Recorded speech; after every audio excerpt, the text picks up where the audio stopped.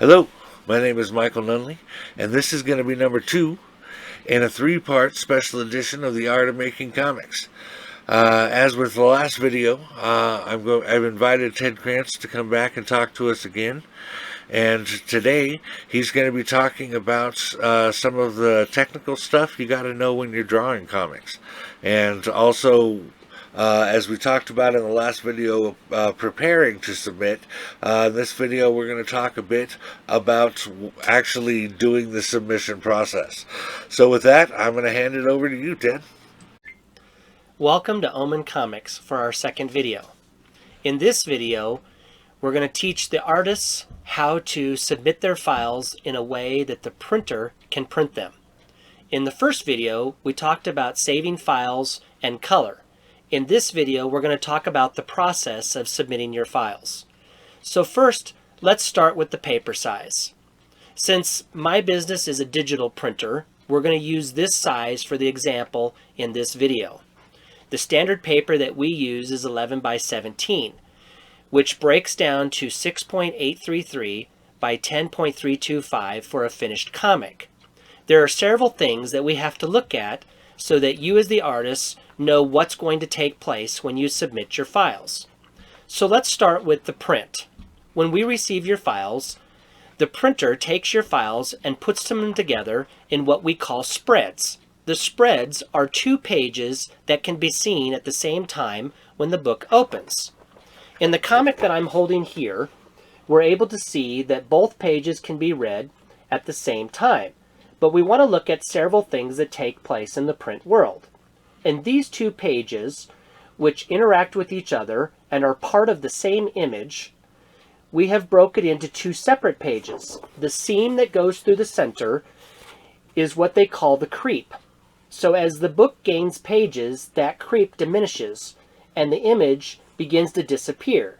If you noticed on the left, where you can see the image, part of the image from one page goes into the second image.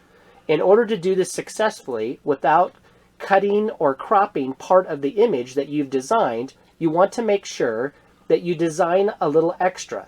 Just like we talked about earlier in the first video, you want to design larger than the actual image. For pages that have a standard margin, as in this case here, we have a 1/4 inch white margin that goes all the way around. You don't have to worry about the bleeds, but the bleeds still have to be there. So what are the bleeds? The bleeds are what take place when color goes off the page. When we turn the page, you'll notice that on these 2 pages that the color goes all the way to the edge. This is called the bleeds. No white can be seen. Sometimes the colors can be black or other colors, but when white is seen, it's considered a margin. In making the bleeds, you have to talk to the printer. Whichever printer you're going to be using, they have a set of specs that their designers can provide to artists so you know how to design. In this case, if you were to call the printer, you would ask, how much bleeds do I need in order to submit my file to you? In the digital world, the average bleed size is about 1/4 inch down to 1/8 inch.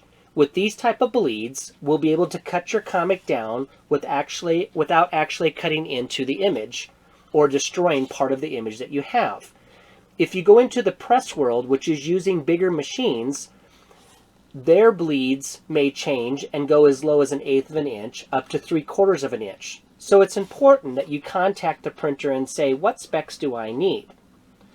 Second, when designing the pages that you're going to send to print, you need to think about what is most important. Most artists have something that they focus on. If you go over to this page here, you'll notice that one of the characters on there is the main focal point. Think about what is around that character that might be cut off. If it's something that's super important, make sure you move your image further into the document. Now let's talk about submitting the file after you've reached this point.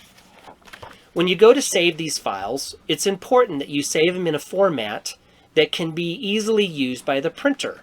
Most printers today, whether they're digital or by press, will accept PDFs. The only thing you have to be cautious about is if the compression is on, which we talked about in the earlier video. If the compression is off, you will be able to save this file and be able to send it. One of the errors that many artists make in submitting to printers is they think that they should send a finished book.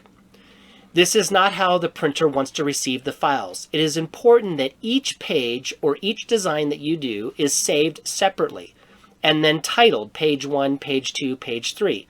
But make sure each file is sent separately. How you submit these files is based off the printer. It's important that you talk to him and say, how would you like to receive my files? Do you want to receive them by FTP? Do I need to send them through a service that sends them to you? Or do I need to send them as individual pages through email? When submitting these files, when you finish the complete project, you want to make sure you send a low-res PDF to your printer so they know how the book is supposed to read. Finally, in finishing your project and submitting to the printer, you need to understand two things that will take place. Once you've submitted your files, a proof will be required. The printer will put the pages together based off the low-res PDF that you have sent. This file will be sent to you to look at. It will not be at its highest resolution. All you are looking for is if anything is being cut off that's important, or if there's anything where the colors are not being produced in the true fashion that you originally designed them. Second of all, once the file has been submitted to the printer and you have approved it, you need to understand the costs that will take place based on the quantities that you print. In the digital world, most of the time the price remains the same up to 1,000 of something being printed. So whether you print 1 or whether you print 999, the price is going to stay pretty close to the same. This allows you to order much smaller quantities.